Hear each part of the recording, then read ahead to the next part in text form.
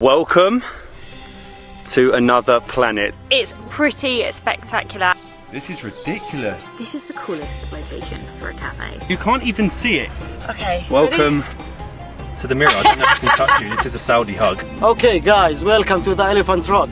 I can't believe that they have created, well actually I can believe they've created something so cool. Cheers. Cheers. Welcome to another planet. This is ULA, Saudi Arabia. Possibly the most difficult place we have ever had to travel to after a 6-hour bus journey from Medina. The reality of traveling Saudi Arabia on the local buses is that, well, especially here in Medina, the bus station for Saudi standards is a bit of a dump. We've got 5.5 hours on this bad boy to ULA. We then got a taxi that couldn't find this chalet that we're going to be staying at for the next 2 to 3 days. We actually found this place on Instagram and we don't actually think it's open yet. It's not completely finished, but we got an incredible rate to be literally staying in Mars. ULA is slowly becoming the most popular tourist destination in all of Saudi Arabia, and you can definitely see why. Join us. This has got to be the most outrageous location we've ever stayed in. It's pretty spectacular and it feels so surreal to be surrounded by this. ULA is home to over 200,000 years of human history and is home to Saudi Arabia's first UNESCO World Heritage Site. How cool is that? But we are actually kind of stranded. So we have a few days here. So we were told that we could actually get a bike and ride to town. We can't. It's quite far. We are hours away. We are stranded in the middle of nowhere, surrounded by the most unique rock formations ever. It's not a bad place to be stranded. We could have done with a car, but never mind. We will spend today relaxing here in our chalet. So we have our own private swimming pool, hence the bikini. We have our chalet, as you can see there. You have 4 hammocks because I think we can have 4 to 5 people here. Obviously the backdrop is absolutely unbelievable. We have a barbecue. Oh my gosh, look at this. We were not told this. We didn't know this, so we have no food. We're in the middle of nowhere, but we're going to make it work. We're going to go for it. We have swings, we have a kids slide over there. You're definitely going on that. I am. Just everything about this is so unique, you know. You can't see anybody else about, you can't hear anything, and it's pretty unreal. It is another planet. It really is. We are as remote as it gets right now. You cannot hear a thing. Listen. Hello! The echo with the huge canyon that is behind our chalet. It's like the perfect protection from the sun. Saudi are actually putting so much money into this destination. Every day you see like a new famous celebrity or singer here performing in the middle of the desert. But I would say at the moment, in terms of transportation, it's not quite ready. You need to have a car, which we don't. The only place to get a car is in town, and we're like, how do we get to town? Taxis can't actually find our location. So we're definitely going to book a couple of the tours through the next couple of days to explore the entirety of ULA. But this afternoon I feel like we'll have to just jump on the bikes and hope that we can find a cafe. We haven't eaten and it's like 2 o'clock in the afternoon. I literally cannot get over this place. Like, the location is outrageous. We've also got like this Bedouin tent. The little tent that we haven't been explained what this is, to be fair. But not much has been explained. We are still very stranded. Oh, this is cool. So you could come here of an evening with your food and drink if you need to bring some. I have to say, it is very hot in here though. It turns out that the bikes don't actually work. So we were well and truly stranded, but luckily the guy that stays at the property next door is giving us a lift to the local cafe. Just look at the landscapes. Whew. Shukran. He's a lifesaver. He doesn't speak English.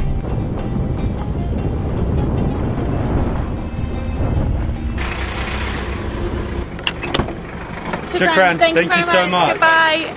What a gent. He really has saved our life. This is the cafe of recommendation, which I think is called CHALET. It's the only thing near us, and I mean, again, Matt, it's built into the rock. This is pretty spectacular.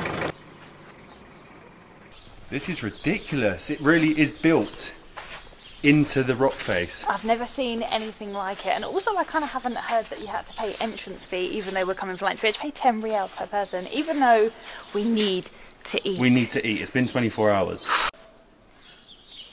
Okay, I see why we had to pay an entrance fee. We're in the middle of the rocks. Look at this. I still don't know where the cafe is.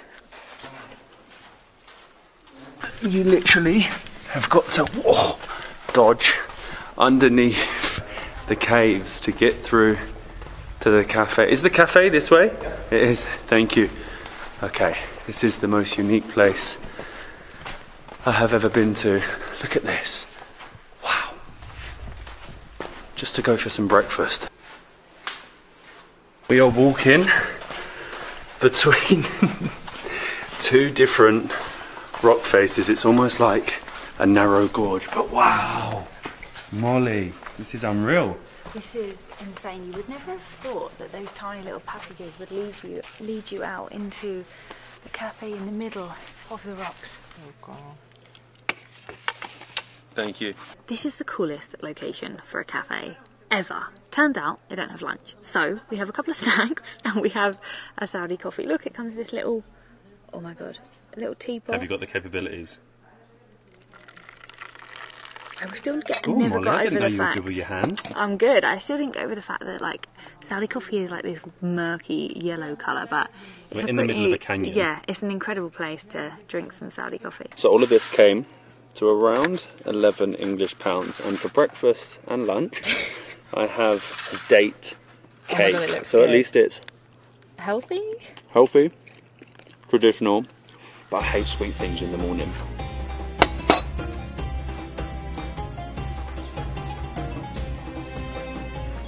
This is us. Until we figure out some form of transportation, we're going to be walking the desert roads. Hello, my friend. How are you? Salam. I'm so sorry to be late. That's okay. How are you? Nice fine. to meet you, my friend. Thank you. Okay, let's go. Let's go, yalla. One more time. Yalla.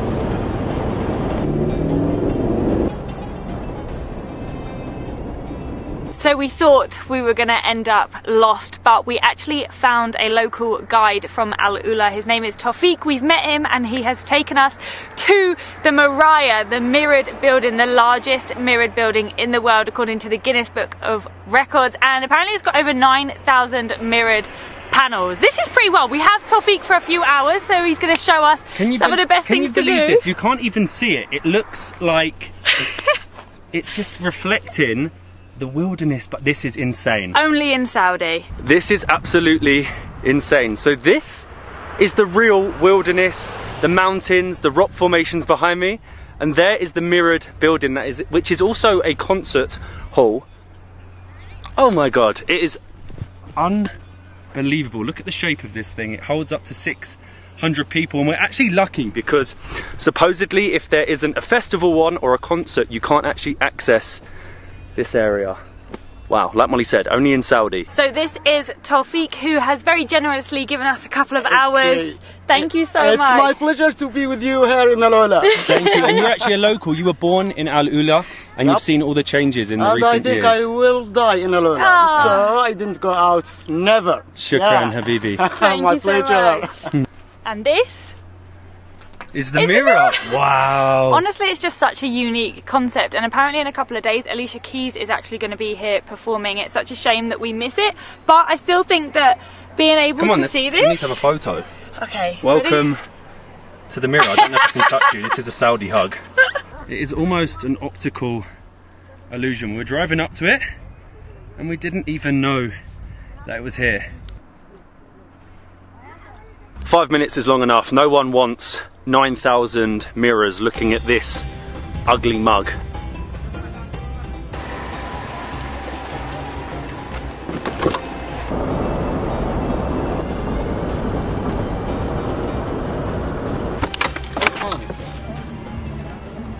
Okay guys, welcome to the Elephant Rock. Here, The nature is participating as our heritage here in Al-Ula. Honestly, how cool is this? So this is a 50-meter tall natural rock that has just formed into a shape of an elephant. I think you can see there you have like the body of the elephant and then it goes down into the trunk. It shows the complete contrast of Al-Ula. You have this super modern man-made building of mirrors, yeah, and then a natural wonder that is equally as cool. I hope that's an elephant's trunk and not an elephant's, you know.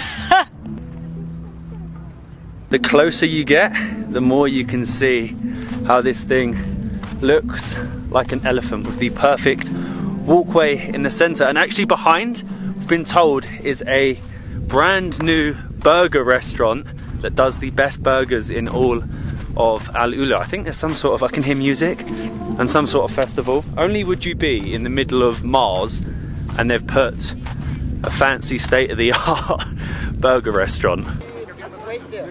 Tawfiq has now dressed me appropriately for the desert of Al-Ula, and as you pass underneath Elephant Rock, they have this area where you can just come and it's all free to sit down. These really fancy lounges, and there's just so much going on. There's another little cafe here, but we're getting burgers.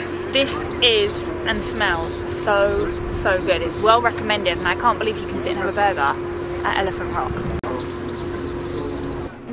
Maybe one jalapeno burger, one original for me. Thank you very much. Thank you so much. We're eating a blooming burger in the middle of the Saudi desert. This is insane. I can't believe that they have created, well actually I can believe they've created something so cool in the middle of the desert, but these are Cheeto fries, so comes with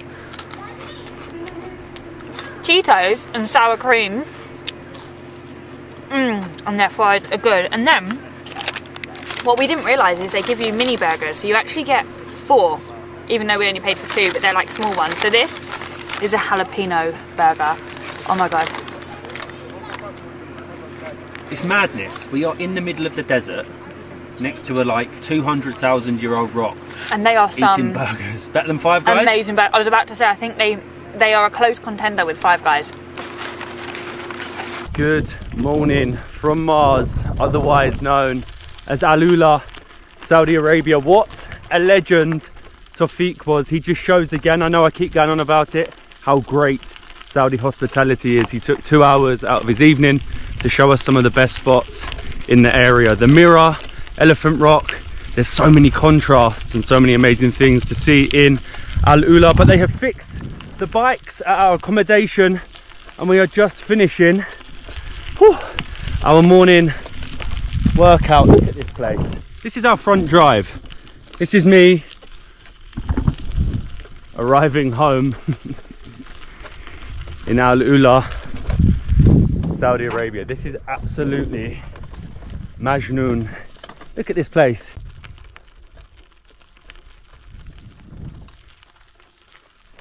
That's hard work. You definitely burnt off the burgers from last night, but it's time to show you our chalet, La Kusha Chalet, where we've been staying. So obviously I've shown you the outside, I've shown you the scenery. I'd highly recommend this place because if you look at some of the fancy hotels, they are like £1,000 a night. It's ridiculous. And if you have a car, this place is absolutely perfect. But as you can see, huge sofa area, living room, we have a smart TV, we have a kitchen. So if you bring your food, we actually found out that we have bread and other things, we just didn't find them. So you can have your breakfast, have coffee, have tea, and then that bedroom has 3 beds in it, so you can have people in there. We have a bathroom, and then the main bedroom in here also has a bathroom. And honestly, I just want to show you, look at the view from your bed.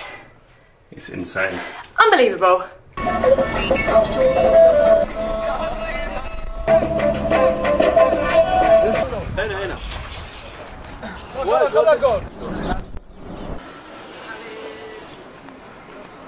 So we have headed down into the Al-Ula Old Town. This place was an incredibly important settlement back in the 12th century for the pilgrims heading from Damascus to Mecca. But today, there is a flipping Starbucks, the coolest Starbucks I've ever seen. We wouldn't normally go to a Starbucks, but I think a Starbucks in the desert town of Al-Ula with a thatched roof, you kind of have to go to it. Cheers. Cheers! What a cool location for a Starbucks. We've got a strawberry and cream frappuccino, which is good. I hate Starbucks as well. Yeah, it's not my favourite, but we are right next to some 100-year-old buildings and we're surrounded by the rocks and you're in the middle of the desert, so it's really It's cool. got to be the coolest Starbucks in the world. They really have done the old town so well. So you've got all of the old buildings, one which is currently being renovated into a fancy restaurant, and then you have souvenir shops that are all like boho, arts and crafty. I like the history and I like the fact they've turned it into something that's so cool. It's crazy to think that Al-Ula didn't start really getting popular until only 3 to 4 years ago, and now they've turned it into this hub in the middle of nowhere, in the middle of a desert. There's now an international airport. I'm drinking a Starbucks underneath these huge sandstone cliffs next to 1,000-year-old buildings. It really is the most unique place. It's like a cross between the Grand Canyon, between Uluru and between Cappadocia. This is crazy. They're living in the future in the middle of the desert. You can get these pods, electric pods that take you around to different areas of Al-Ula. Look at this. Ridiculous.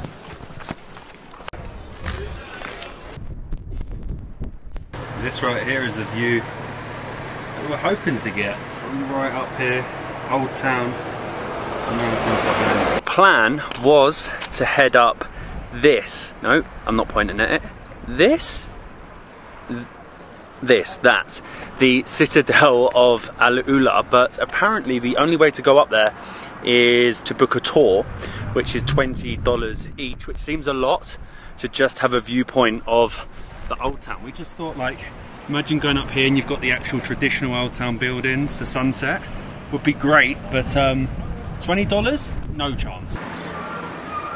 We've stumbled across an art exhibition and I know nothing about art. Who even thinks to put an art exhibition in the middle of the desert? Only in Saudi. As the Citadel was closed, we're going to have something to eat earlier. We actually made a reservation at this place called Somewhere. It's one of the best restaurants in town, supposedly. Somewhere. Where? This place is unreal. We have our fountain, we've got the backdrop. It's so good. Cheers. Cheers. We definitely are somewhere. We actually booked this place on the My Table app, thinking that it was going to be packed. It said 100 people had already booked today, but we forgot we'd come for an early dinner. Everyone in Saudi doesn't eat until like 10 at night, so they've got the whole place to ourselves. It's a little expensive, but I don't know how in Al-Ula they have made so many of these. What would you call them? I don't know, like Michelin star award winning restaurants. Just fancy restaurants. In the middle of the desert. Tastes expensive. Oh wow, Hi. thank you very much. Thank you, looks great. Thank you so much, they look amazing. Oh, the truffles you. look good, thank you. This is your chicken shawarma bowl. Thank you. That was honestly the quickest food service ever, but this just looks too aesthetically pleasing to eat. Look, we got 2 chicken shawarma, what are they called? Bows? Bao buns. Oh my god, how do you even eat them? And then we have 2 lots of different fries. Matt's got truffle and cheese fries, and I have spicy ones. And the bun even has the name. You're definitely not going to forget where you are. Are you ready? Mmm, that's delicious. It's like, actually, the buns are so soft. Chicken's really good. It has kind of like a Big Mac sauce in there. Eating blooming truffle fries with a backdrop like that. And this is a posh restaurant, I shouldn't be using my hand. Good morning. That food was absolutely unreal last night. I was a little bit worried. I was trying to show off, be a little bit of a gentleman, take Molly out for a nice fancy meal, and I thought it was gonna damage my wallet. Al-Ula is not cheap, but for all of that it came to around $40, which I don't think is bad at all. But today, our 3rd day in Al Ula. We are checking out the highlight of the area, and that is Hegra. You might have heard of Petra in Jordan, but today we're seeing her little sister. We have one tip, is to rent a car. Taxis are not cheap. We had to get a taxi from our accommodation to Winter Park, which is where the tours start. You actually have to book your tickets on Experience Al Ula. You cannot just turn up to Hegra specifically. You have to have a guide. You have to go on one of these buses, and it's around £30 per person. And we meet up with a big group at the Hegra bus stop. Thank you, shukran.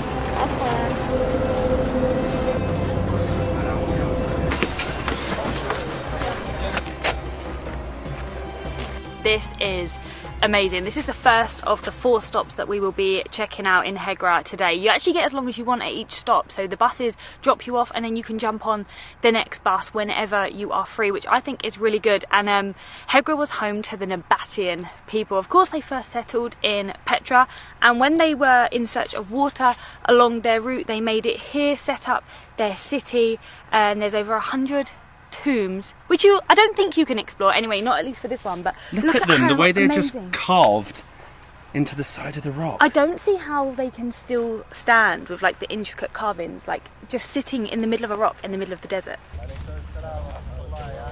It's crazy to believe that they didn't really start excavations around here until 2008, and that was when it was enlisted into UNESCO, the first World Heritage Site in all of Saudi Arabia. And behind us is the most famous tomb of them all, Tomb of Lithan, son of Kuza. And how they managed to carve this is remarkable. It's on the front of like a semicircular type rock. Who needs Petra? Look, there's absolutely no one else here. Not only did they carve it into a freestanding rock, but they also didn't have any scaffolding, and they only used hammers, chisels and picks to create this. In front of the unique palace, as locally named, this tomb, it's actually owned to a commander in the army, and it's the biggest tomb we have in all of Hegra. So it's not complete, as we can see in the bottom there, and this is telling us the process that they start from the top till they reach the end.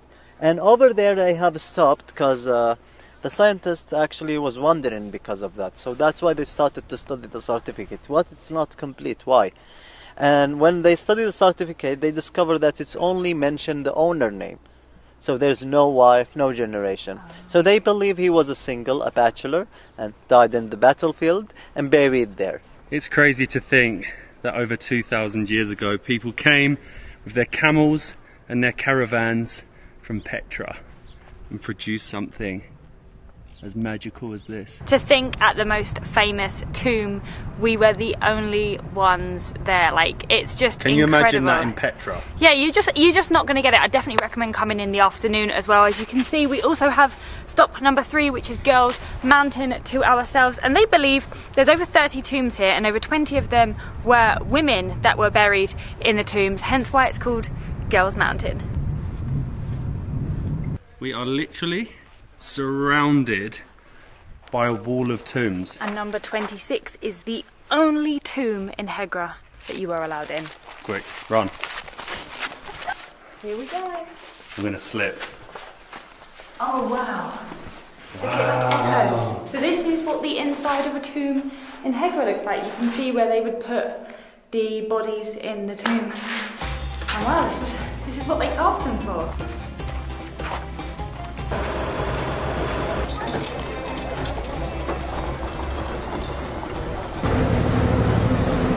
And that is just about our time in Al Ula. What a way to spend our final day. Petra without the crowds. I'd definitely recommend doing it in the afternoon. We pretty much had the whole place to ourselves because everyone was scared of the hot midday sun. But wow, in only a few years they have completely transformed the desert of this area into this tourist hub, and it's only going to get better. Like I said, a mix between the Grand Canyon, Cappadocia and Uluru in Australia all combined into one, and I think they're adding direct flights to Europe very, very soon, which means this place is just going to become insane. There's going to be so many tourists, so it was lucky to be able to experience it before it completely blows up. And I love the way that at each stop yesterday, you could just jump on whatever bus when you wanted, so you could have as long as you want, and it wasn't a tour where you only had 5 minutes and you had to run around.